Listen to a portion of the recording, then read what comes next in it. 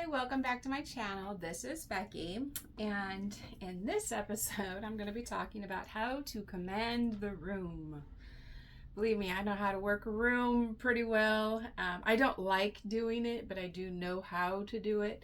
And the reason why I don't like doing it is because most people are still asleep, and when you were born awake, it's really hard to navigate the 3D world. And so you either learn to adapt the way, most sane people in an insane world have, or you let the world destroy you. And so I prefer to just own my crazy and then command the room with it, because I am trying to ultimately bring people closer to God, help them through the ascension process, help them to understand that there is nothing to fear but fear itself, and to remove any self-limiting beliefs that have been programmed into their psyche. And so, how to command the room. When you do speak, do you look at people when you speak? And I've been told that my eye contact is like crazy off the charts. I had no idea that men and women just really cannot stand my eye contact. Me, I was just always forced to make eye contact because when you're considered autistic or ADHD or whatever label they wanted to give you on that DSM, which I have the whole book, we could do a whole study topics on every single one and probably enjoy the conversation. So but as a small child, you get what they now call ABA therapy. Well, back in the day, it was you got your butt beat when you didn't do what you were supposed to do. And so, yeah, there was behavior modifications, but it wasn't in no like therapeutic session with some nice little woman like me who's sitting there trying to give you some cookies while you're crying. No, it was not that kind of an upbringing. So, do you project your voice? And this is something, again, as a domestic abuse survivor and a narcissistic abuse survivor, learning how loud, how quiet, how forceful, how soft, like when to navigate all the forms of communication, because nonverbal is just as important, if not more important, than the verbal. So I have had people that'll say, "Oh, you're speaking too quiet. Speak up." I'll be like, okay, well, when I speak up, I get backhanded. So being an advocate and a voice for people out in the public, but then being abused in the home situation, it really makes for a difficult transitions between different roles within your life. And then you'll have friends that'll treat you like you're a useless piece of crap because you didn't know X, Y, or Z, but you had never been taught X, Y, or Z. So then they add more stuff on top of it, guilt, shame, whatever, to have a sense of power and control over you. So what I've just learned to do is I'm just going to show up as I am. Some days I'm going to be too quiet. Some days I'm going to be too loud. Sometimes I'm going to be right. Kind of like the Goldilocks and the Three Bears. Like, I'm always testing it out. I'm like, does this fit my personality? No, it makes me a little too soft. Okay, never mind. Does this fit my personality? No, that makes you a little too masculine, a little too hard. So no, that's not going to work. And so anybody who is like in that LGBTQ plus HDTV, whatever you want to call it, because again, I don't get caught up on labels. They want you fighting about the labels. They want you fighting about your identity. They want you defending. They just want your energy. So don't even waste your time. God loves you the way you are. You are perfectly, imperfectly made by the Lord Most High.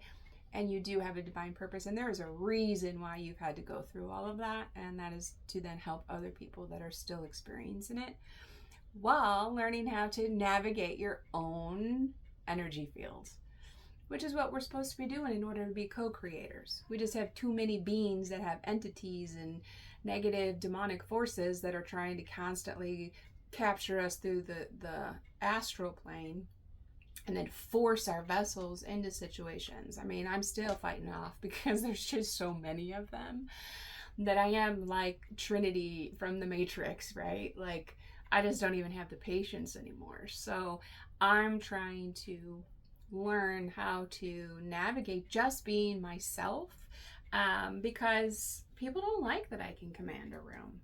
They don't like that I take full radical ownership for every emotion, every negative or positive experience that's come to my way. I understand why I contributed to calling that experience in.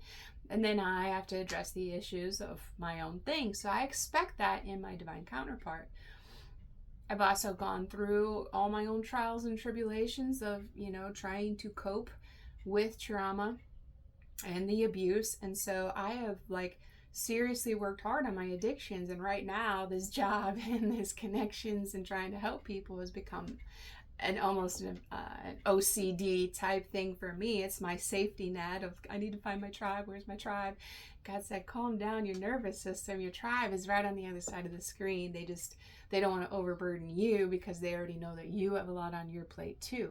So the more calm you are, the more inviting you are, the more you show them that you truly are who you say you are, and walk in your power and talk the talk and walk the walk, then your tribe is going to start feeling more comfortable speaking to you.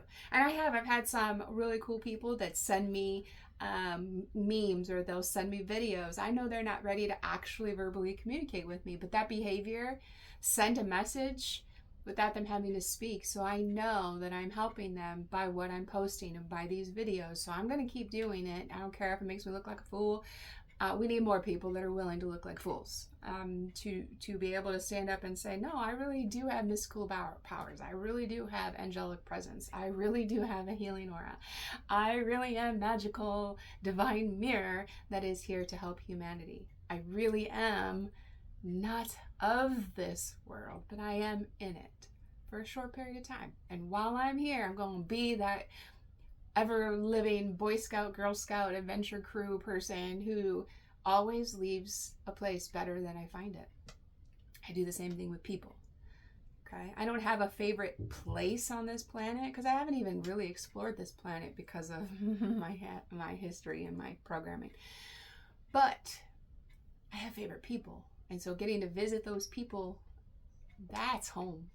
And I want to expand my community and my tribe. So not only do I have the 3D connections, but then I also have more of the 5D connections. And then those 5D connections can really be bonded and strengthened over time to where then we feel more comfortable coming more in union instead of staying in separation. There's too much fear right now. I'm just floored at how many people are just afraid to speak truth, how many people are afraid to own who they are, how many people are afraid to just be themselves, and it's sad that we've lived this way. But the ultimate reality is I was here when fear was first introduced into the collective consciousness. So my soul is so ancient. It's from the Lemurian times, and it's also connected with the Pleiadian star systems. So everything about my vessel is pure peace. I want love. I want beauty. I want to cultivate. I want things color coordinated. I want it to match. I want it to be sweet. I want it to be fun. I want it to smell good and look good and be good. But that's at a cost. I had to learn how to tap into the dark side of things because I was surrounded by 33-degree Masons, or whatever their titles are, and I've been around the Illuminatis, and I've been around the Scientologies, and the religious, and the Baptists, and the Pentecostals, and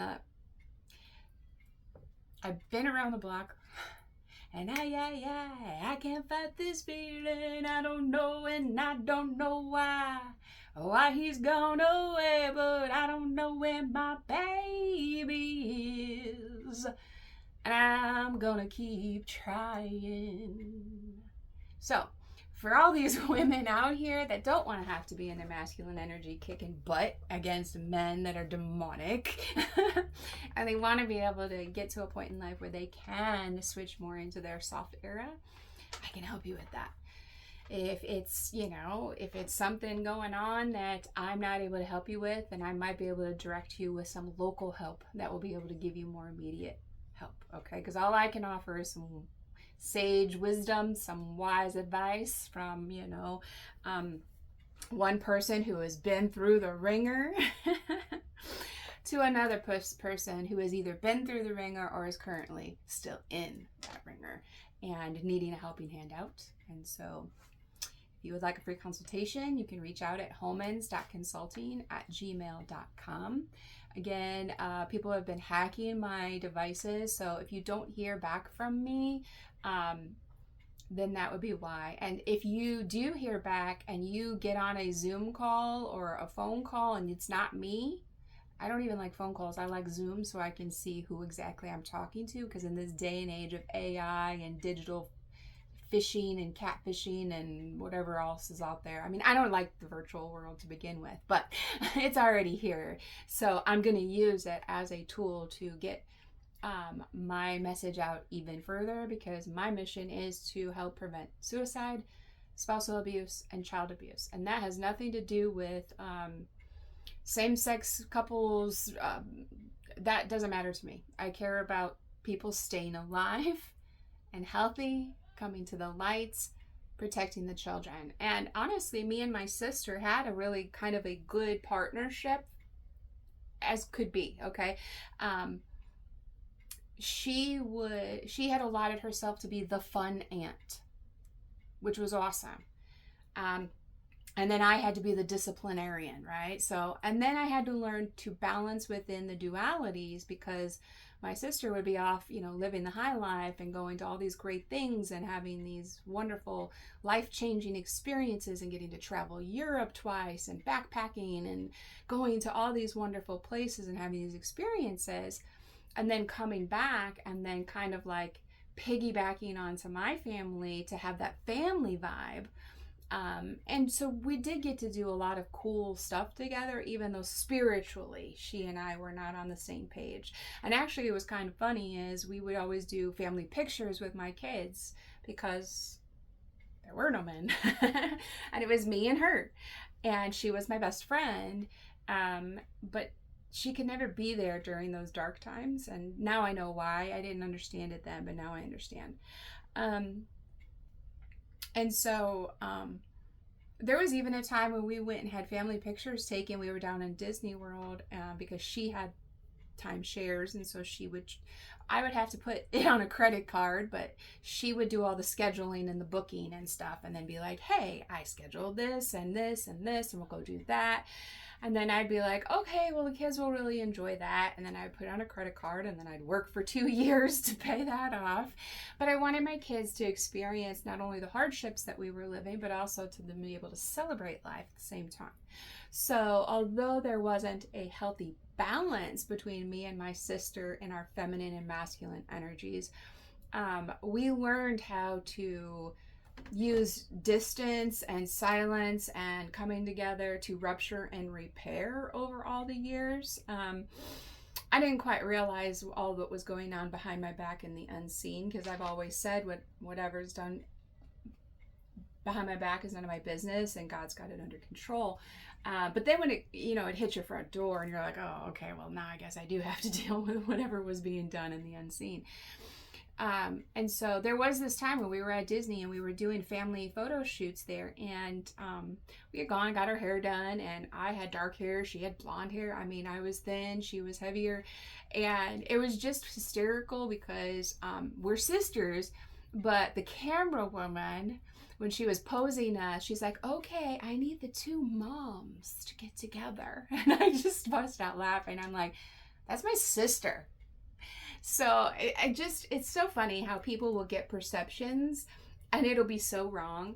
Another story was I had a friend who was a teacher, and her now husband, because we were there from when they were first getting together all the way to today.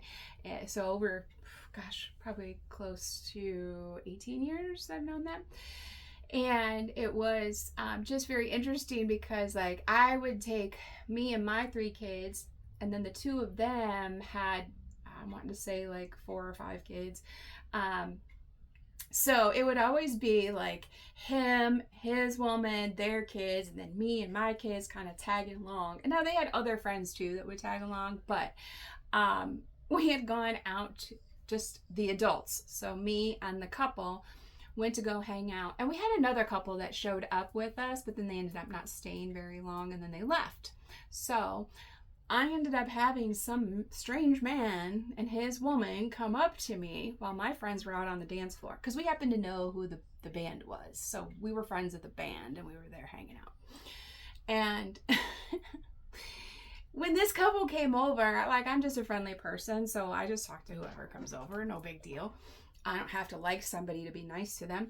And so this man was like, so we were just curious, like, my wife would love if you would rub her feet. I was so floored. I didn't even know what to say. So then when I get in an awkward situation, then I just like say the first thing that comes out of my head. And I'm like, oh, sorry, I'm here with them. And then I pointed to my friends on the dance floor. I'm like, I'm here with them, sorry, And so unfortunately, my coping mechanism when put into a bad situation has not always been good. It has been to kind of deflect, or, I don't want people to know much about me, so I'm just not going to say much. I'm going to deflect. They don't need to know stuff. Let them think whatever they want. I really don't care. But I just realized, how crazy perceptions are. And so when my friends came back, I told them what had happened. I said, okay, listen, if anybody else tries to hit on me, we're a designated threesome for the rest of this night. I'm going home with you. I showed up with you. Like, anybody else out here is trying to like vulture around and swoop me up, just so you know, you guys are my scapegoats. And they busted out laughing. We could joke about it, right? In today's society, we can't do that anymore. And I have to be more cautious about my image of what I'm putting out there, because I have so many followers and so many copycats and so many people that are altering their realities in the 3D based on what I'm doing, which I never wanted that. I got my half sleeve. All of a sudden, a friend of mine from the church, she got a half sleeve, and it was like, okay, well, maybe she's just an artist, right? Like, maybe, I always say I'm a creative artist of the soul, and that I am a walking masterpiece, because I am art in the flesh. And so when I see other people start taking on my mannerisms or my phrases or my hairstyles or my clothing, it freaks me out. I don't like that. And I know that the superstars, they want that kind of attraction so they can get all that money. And believe me, now I'm on the board of understanding the money situation and how I don't even have to have money. Like, people will offer me opportunities or give me gifts or set me up to, represent, maybe I'll do something for them that they can then promote their business, and then it's networking and marketing. Like, there's so much more that I can be doing than just sitting here browbeating myself going, I got to figure out how to make a business work. I got to figure out how to make money. I got to figure out how to survive. I got to get away from people that are trying to kill me. And I'm like, okay, we got to learn how to pull this all together. Spreading out peace instead of all these ripples of energy everywhere. Although sometimes I do like to be the jumper cables that come in and just kind of shock the heart back alive, and then I leave, and I'll be like, okay, you're going to have to feel all the feelings that you've been refusing to feel, so I'm going to go where it's safe so I don't have to be hit with all the fallout. But when you command the room, everyone is so focused on what you're saying, it's like they are like reading your notes and reading your agenda and reading into every little thing you say. And I've had guys who have been psychotic and stalked me going, I know she's wanting me to do this. No, I don't. You don't read my mind. You are not God. You do not have that kind of psychic gifts.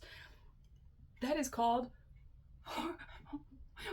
spiritual warfare. That is called psychic attacks. That is not, I love you and I want to be with you, so I'm going to, leave my wife so we can run away to get, no, honey, that's demonic, okay? That's lust, not love. And we have too many people that don't even know what love really is.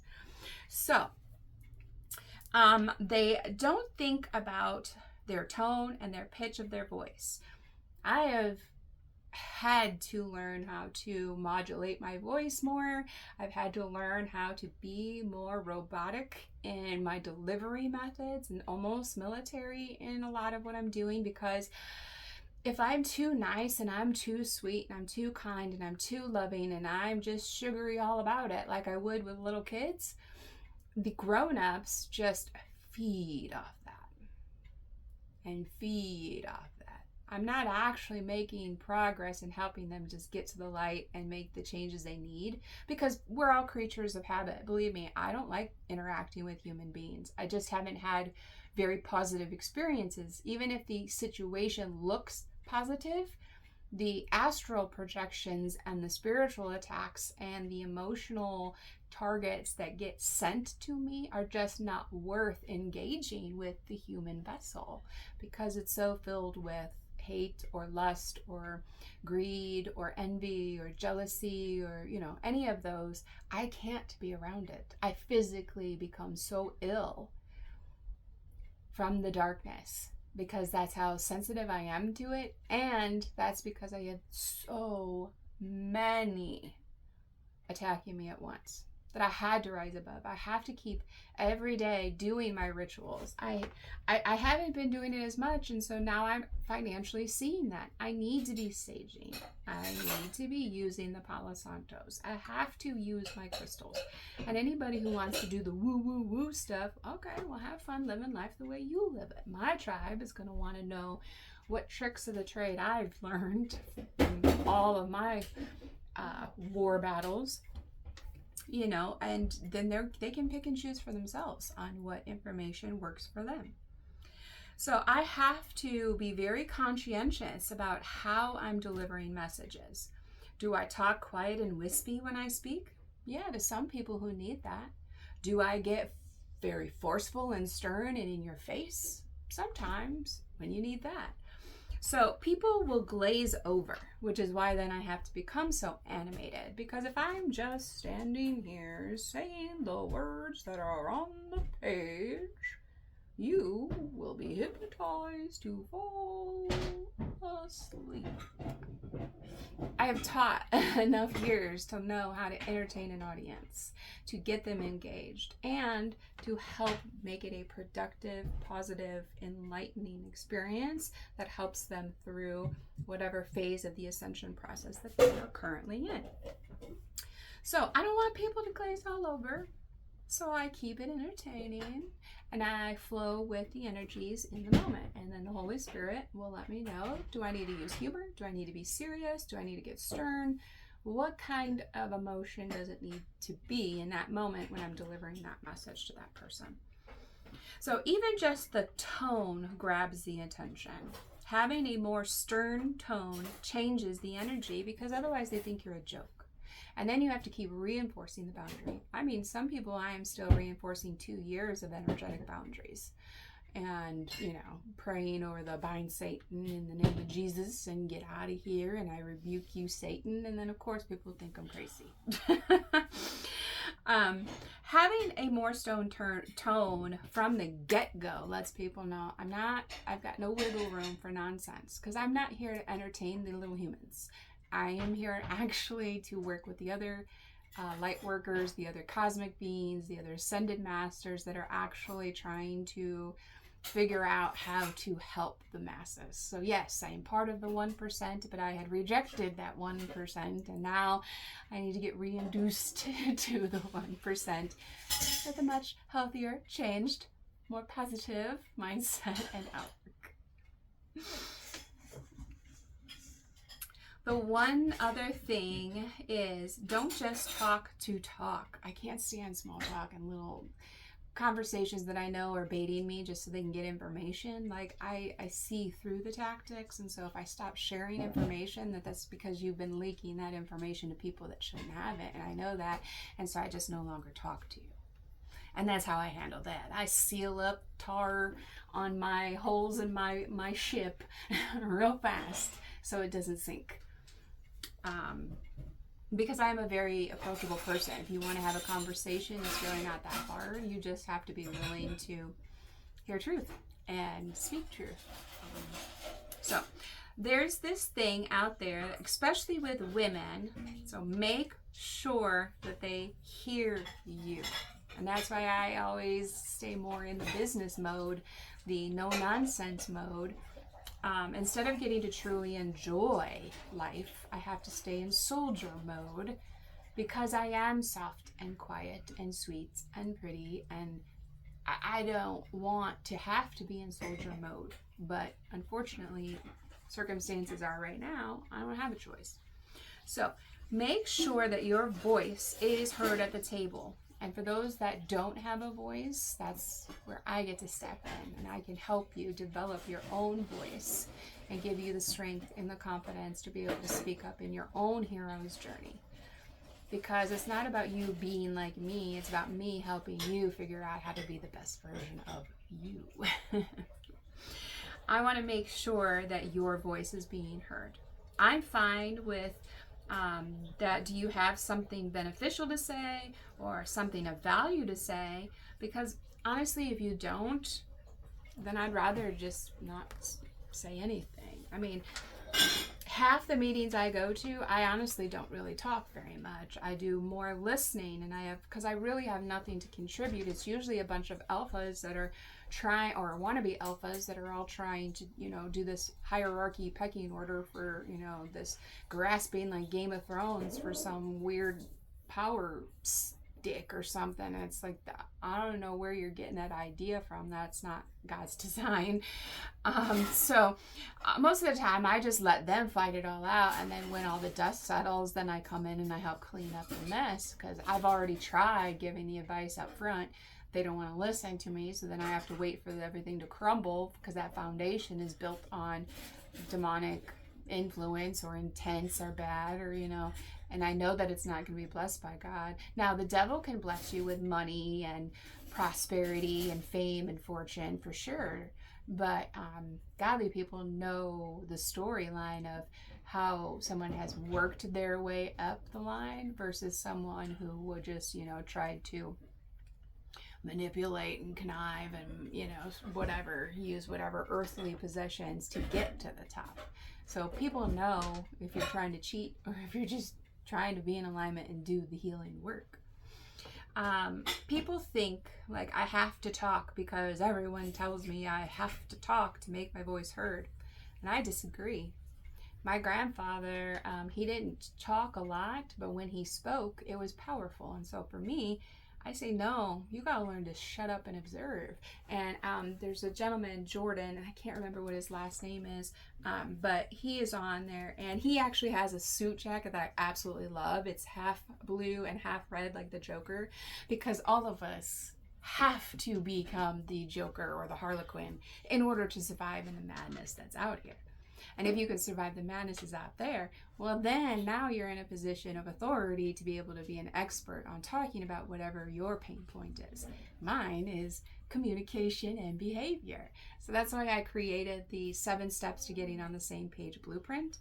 I've had too many people that don't understand that I stand in the middle of the spiritually gifted and the ascended religious people, because I am both. I am a duality. I have spiritual gifts that I've had to learn, and learn by making mistakes, because that's how we learn.